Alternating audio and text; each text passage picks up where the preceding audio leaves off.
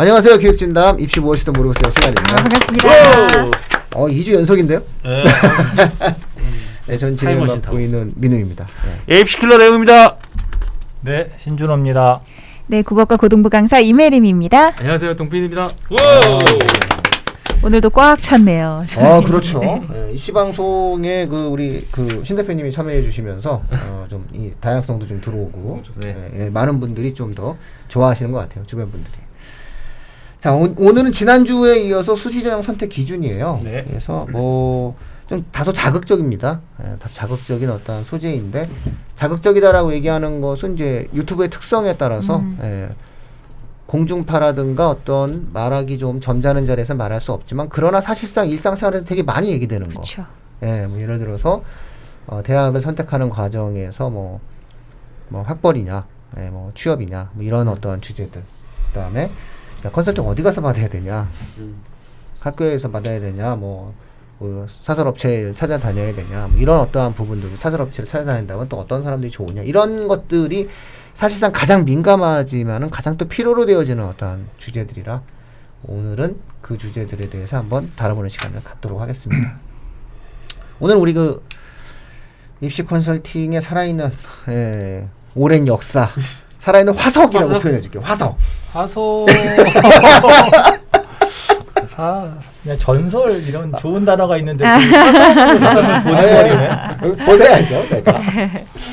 자, 신준호 대표님 먼저 스타트에 끌어주시죠. 네, 사실 그 수시에서 이제 대학이나 학과를 선택할 때 우리가 이제 학벌을 생각하고 원서를 쓰는 경우도 있어요. 지금 청주 교대를 다니고 있는 학생이 과감히 휴학을 하고 다시 재수를 한 거죠. 그 학생이 이제 올해 목표는 뭐냐? 고대예요. 학과는 무관. 그러니까 이 학생은 청주 교대를 가서 초등학교 선생님이 될 수 있는 비교적 쉬운 길을 필요 없어. 나는 고대를 나와서 내가 고대를 졸업했다는 학벌로 일단 갖고 싶어. 그 이후에 내가 뭐 어떤 직업을 갖는지는 관심 없어. 왜? 학과가 상관이 없다는데. 그러니까 공무원을 생각하는지 뭔지는 모르겠지만 아직 만나지는 않았어요. 그런 상태라서 이제 만나기로 한 학생인데, 근데 그 학생은 이제 학벌이 되게 중요하다고 생각하는 거고, 또 반대로 뭐 인서울에 뭐 경영학과 갈 수 있는데 나는 그냥 뭐 전문대 간호학과라도 가겠다라고 하는 그런 인문 계열의 학생도 존재할 수 있는 거거든요. 그래서 저는 학벌이냐 취업이냐는 사실 선택의 문제라고 생각할 수 있어요. 그런데 부모님 입장에서는 학벌이 좋으면 취업이 잘 되던 세상에 살았기 때문에 뭐 그러지 않겠어? 이제 이렇게 생각하는데, 뭐 코로나도 이게 갑자기 확 와서 우리가 지금도 마스크 쓰는 게 이제 익숙해지는 어떤 그런 세태를 보면 저는 학벌보다도 취업에 좀 더 유리한 어떤 입시 상담이 필요하다라고 저는 감히 말씀드릴 수 있어요. 왜냐하면은 대학이 기본적으로 4년 1년에 1,000만 원씩 4천만 원은 투자해야 되는 그런 긴 시간과 비용이 들어가는 건데, 그걸 하고 나서 취업이 안 된다? 물론 대학이 취업 사관학교는 아니지만 그래도 대학을 나왔으면 자기가 취업할 수 있는 어떤 토대는 분명히 마련하고 나와야 되는데 그거가 안 돼 있다? 그거는 사실은 잘못된 선택이다라고 할 수 있는 거죠. 그래서 저는 학벌도 중요하지만 취업이 사실은 요즘은 더 중요하다. 그런 기준을 갖고 있습니다. 너무 속물인가요? 아니요. 그래서 약대가 높나? 그렇죠. 마침 약대 말씀하셨으니까. 약대 이제 상담하시다 보면 오늘 되게 오래 이제 상담이 있다 보니까 근데 도대체 약학과를 나왔으면은 어느 이렇게 약사로 주로 좀 알고 계시잖아요. 근데 어떤 기업이나 어떤 국가체 어떤 그렇게 지자체에 들어갈 수 있는지를 좀 알고 싶어 하더라고요. 그러면 실제 그러니까 꼭 약대가 아니라 하더라도 관련 전공의 대학교 홈페이지를 가보면은 채용 공고가 연결된 전공들이 많이 있어요. 예를 들면 약학과도 똑같이 제가 얼마 전에 충북대 약대 때문에 상담을 했었는데 충북대 약대에도 채용 공고 게시판 들어가면은 되게 다양해요. 뭐 예를 들면 한국의학안전 뭐 관리 요원도 뽑는다 그러고 실제 이런 게 들어가 있어요. 식약처도 당연히 뽑고요. 보건복지부, 질병관리청 이번 코로나 때문에 굉장히 많은 이런 인재들이 필요로 한단 말이에요. 그래서 꼭 이런 지금 이제 마침 학벌이랑 취업을 얘기 나왔기 때문에 저도 이제 취업에 좀 더 초점을 두고 얘기를 하고 있거든요. 그래서 해당 전공, 뭐 약대가 상관없어요. 해당 전공에 지원하고자 하는 전공 대학교 홈페이지 들어가셔서 채용 공고를 꼭 한번 살펴보세요. 아, 이런 길도 있구나. 이 전공을 선택했을 때 그렇게 살펴보시면 좀 학교 선택하실 때 좀 참고가 되지 않을까 싶습니다. 네. 우리 레옹님은 이런 선택에 대해서 어떻게 대답을 해주나요? 보통 저도 그런 학생들을 많이 봤거든요. 그냥 전 필요 없어요. 그냥 저도 학교. 취업이나 뭐 일단 근데 사실은 이과생들 같은 경우는 뭐 어디를 가더라도 취업 되잖아요. 다 되는 거거든요. 근데 이제 문제는 이제 문과생들인 거죠. 근데 선택을 잘해, 과 선택을 잘해. 아니 문과도 고민 안 해도 돼요. 어디든 안 돼요. 어디든 안 해도 상관없어요. 그래서 요즘은 또 이제 소프트웨어나 그다음에 컴퓨터 이런 IT 쪽이 문과 학생들이 또 복수 전공이나 이런 쪽이 되게 많이 열어놓는 대학들이 굉장히 많이 있거든요. 그래서 1차적으로는 저는 이제 모르겠어요. 저는 원하는 대로 다 컨설팅을 해주거든요. 그러니까 뭐 고려대, 저는 그냥 고려대만 가기 저도 그런 애들 봤고, 그래, 알았어요. 보건환경융합과. 그게 뭐 하는데요? 일단 들어가. 들어가서 보면은, 네가 다 알게 되고. 뭐, 예를 들어서, 일단 합격을 시키기 위한, 본인이 원하면 저는 그렇게 해줘요. 거기다 두고 저는, 뭐, 나와서 취업이 어쩌고, 뭐, 미래가 어쩌고, 이런 부분보다, 일단 본인이 저는 경험해보게끔 해주는 저는 그런 쪽의 컨설팅을 좋아합니다. 그래서 물론 근데 모르겠어요. 이과는 다 좋더라고요. 이공계 인재들은 뭐 어차피 뭐 지금 필요한 시기니까. 혜림 쌤은 어떻게 학생들한테 제안해 주시나요? 저도 지금 맡고 있는 고3 학생들도 있고 이전에 제가 여태까지 계속해서 만나왔던 입시생들이랑 굉장히 이런 이야기를 많이 했었어요. 근데 어쨌든 너 뭐 간호학과를 지망한다, 물리치료학과를 지망한다. 그러면은 이제 너는 알아서 해라. 너는 그 과에 들어갈 수만 있게끔 최선을 다해라. 왜냐면 보장되어 있으니까.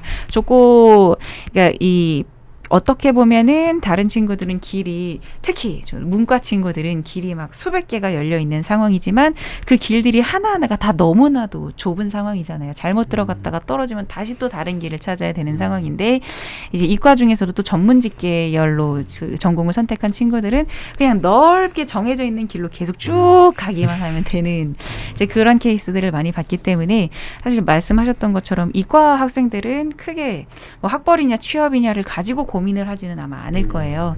네, 저도 제가 이제 뼛속에서부터 문과로 태어났었던 그런 학생에서부터 또 그 강사를 하고 있는 입장으로서, 그럼 문과 학생들은 다 어떡하나요? 그냥 문송합니다 하다가 그냥 울면서 퇴장해야 되나요? 뭐 이런 생각을 가질 수가 있는데, 전 그것도 아니라고 생각을 해요.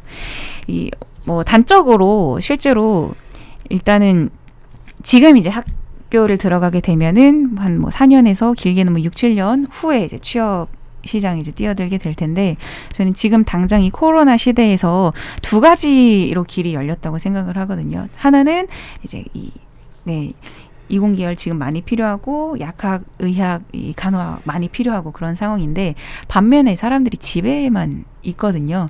지금 어떻게 보면은 이 문화 쪽 관련해서, 그리고 이제 기계가, 이 AI가 하지 못하는 일들을 할 수 있는 그런 측면에서의 길도 많이 열릴 것이고, 앞으로 또 새롭게 생겨나는 직업도 많이 생길 거기 때문에 너무 문과에 대한 공포감을 갖지 않으셨으면 좋겠고, 그리고 실제로 말씀하셨던 것처럼 문과지만, 내가 경영학과지만, 내가 뭐 어문 계열이지만 이과 계열 쪽으로 공부를 할 수 있는 방법이 있습니다. 물론 대학 가서 못 놀아요. 그렇게 되면 대학 가서 이제 고등학교 때 했던 걸 더 많이 공부를 해야 되는 이 단점이 있긴 하지만, 어쨌든 그렇게 되면요, 이과 문과를 복수 전공을 하게 되면은 취업문은 그냥 너무 크게 열린다고 보시면 돼요. 그래서 저는 이 전문 계열 쪽은 크게 고민할 것 없지만, 이 문과 친구들은 최대한 내가 할 수 있는 어떤 문을 닫고 들어가든지 괜찮으니까 최대한 내가 갈 수 있는 좋은 학교를 갈 수 있도록 좀 최대한 좋은 입시 결과를 끌어낼 수 있는 전략을 지금 찾아가셔라. 이 말씀을 드리고 싶습니다. 저는 좀 사실은 좀 어두운 이야기인데요. 요 대목은 저는 사실은 이 문제가 우리 사회에 극복돼야 될 문제라고 생각을 해요. 그리고 앞으로도 한국 사회가 안고 있는 굉장히 심각한 사회 문제라고 생각을 하는데, 그럼에도 불구하고 어쩔 수 없이 오늘 교육진담을 진행하는 제 입장에서는 말씀을 드릴 수밖에 없다.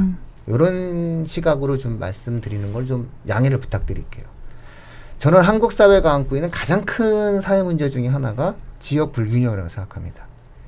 우리나라의 지역 불균형은 너무 심각합니다.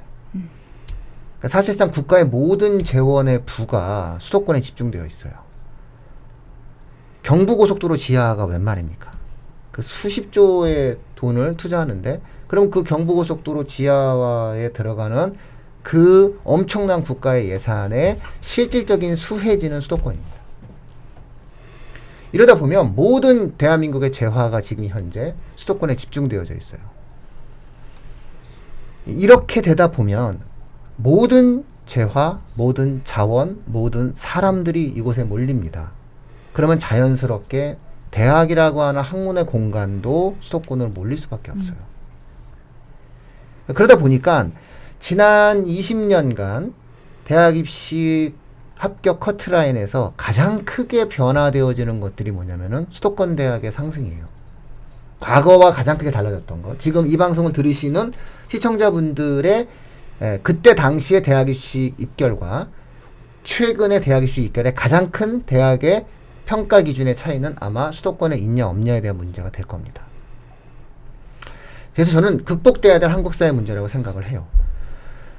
예를 들어서 현대자동차와 현대조선이 서울에 없습니다.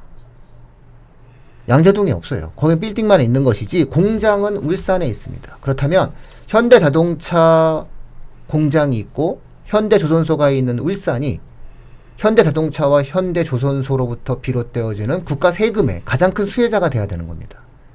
그럼에도 불구하고 지금 현재는 그러한 것들이 본사 기준적 형태의 과세제도 때문에 결국은 전부 다 강남 집중 현상이 만들어지게 되어 있어요. 자, 이것을 우리가 극복하지 않자라고 하는 것은 각각의 가치의 문제인 것이고 제가 논의해야 될 문제는 아니라고 생각해요. 자, 그런데 이것이 누구도 부정할 수 없는 현재 대한민국의 문제라면 결국 대학을 선택하는 과정에서도 같은 값이라면 저는 다른 얘기는 해드릴 수가 없어요. 취업이냐 뭐 학벌이냐 이런 얘기는 제가 드릴 수 있는 말씀은 없고요. 제가 드릴 수 있는 말씀은 딱 하나. 결국은 공간을 좀 선택하실 필요가 있겠다. 같은 값이라면은 현재 우리나라가 어디에 집중되어 가고 있는지, 우리나라가 현재 어떠한 공간적 형태의 집중을 하고 있는지, 이 수도권 집중 현상 속에서 우리 아이의 대학을 골라주는 어떤 그런 과정들을 어떻게 선택해야 되는 것인지에 대해서 조금 진지하게 좀 생각을 해보실 필요가 있지 않을까라는 말씀을 좀 드리고요. 두 번째로 이제 지방대학에 대한 문제예요. 아주 민감한 문제인데 인구의 급격한 감소 속에서 과연 지방 사립대가 재정적으로 존립이 가능한가라는 부분들에 대해서도 아주 민감한 문제입니다.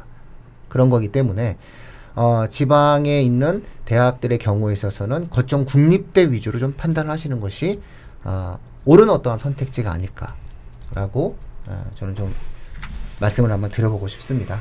요건 어쨌든 가치에 대한 문제가 아니라 현재 진행되고 있는 한국 사회에 대한 문제로서 좀 판단을 좀 한번 제가 드려봤고요. 네.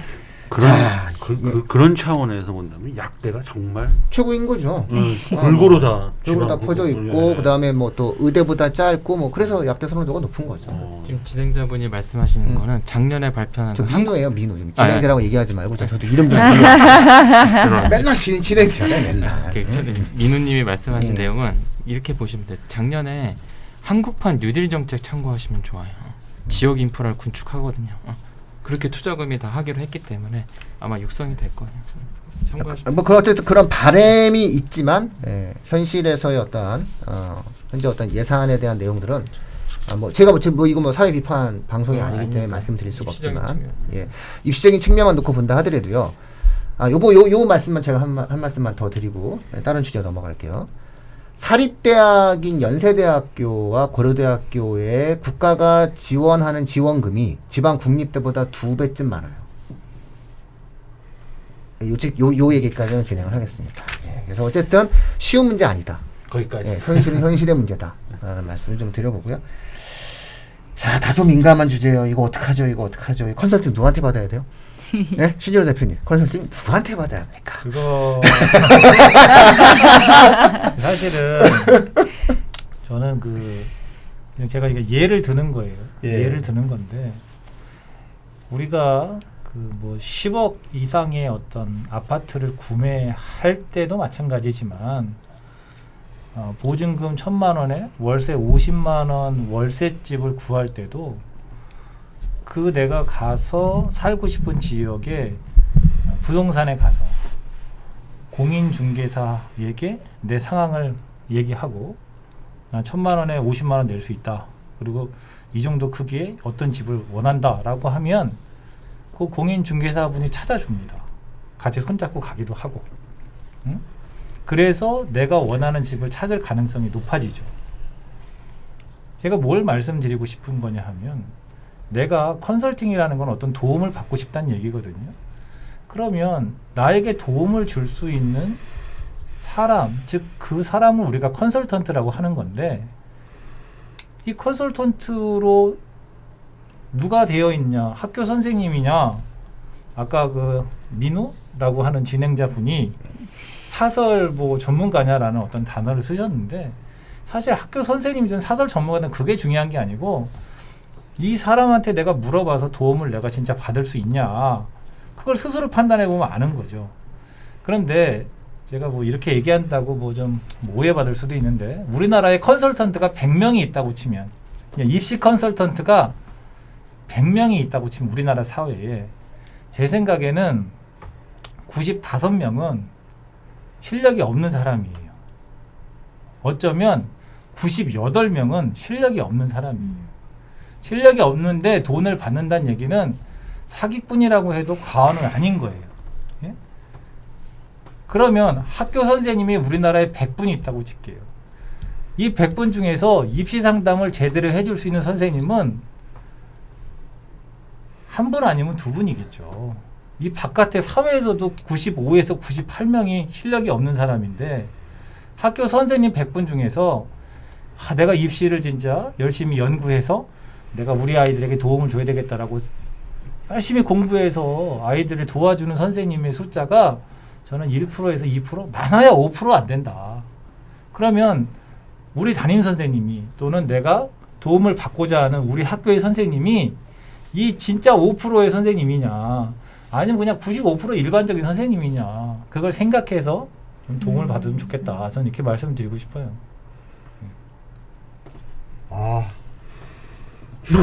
뼈 때리는 말인데요. 방송 마칠까요? 이 관련해서 한 말씀만 네. 좀 또 제가 맡고 있는 학생들이 직면하고 있는 문제이기 네, 때문에 네. 드리고 싶은 얘기가 다들 하시는 말씀이잖아요. 눈치 게임에서 이겨야 된다. 그리고 내가 문을 닫고 추합으로 마지막에 추합으로 닫고 내가 원하던 혹은 내가 원했던 것 이상의 대학으로 가는 그 입시가 문 닫고 합격하는 입시가 가장 성공한 입시라는 말을 많이들 하시잖아요.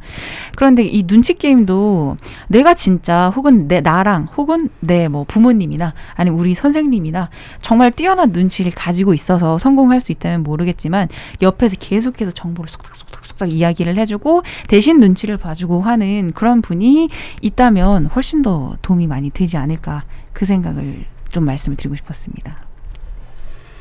저는 사실은 이제 마지막으로 좀 드리고 싶은 말씀은 이런 거예요. 보시면 알아요. 그렇죠. 직관의 힘을 믿으세요. 그리고 두 번째로 뭘 모르면 당해요. 그러니까 부모님들이 좀 입시에 대해서 최소한 좀 이렇게 좀 작은 공부를 좀 하시고 난 다음에 접근하시면은 조금은 좀 나은 결과가 만들어질 수 있어요. 그래서 저희 방송도 그런 부분에서 좀 도움을 드렸다라고 저는 나름 자부하거든요. 그래서 계속 좀 방송 들으시고 계속 이제 공부하다 보면은 뭔가 나도 느낌이 잡아요. 그러다 보면 이제 컨설턴트랑 상담을 했을 때 이 사람의 실력이 있는지 없는지도 한 번쯤은 가늠해 볼 수 있거든요. 그런 것들에 대한 보는 눈이 있어야 돼요. 앞서 이제 부동산 컨설팅 이제 말씀하셨는데 딱 보면 알거든요.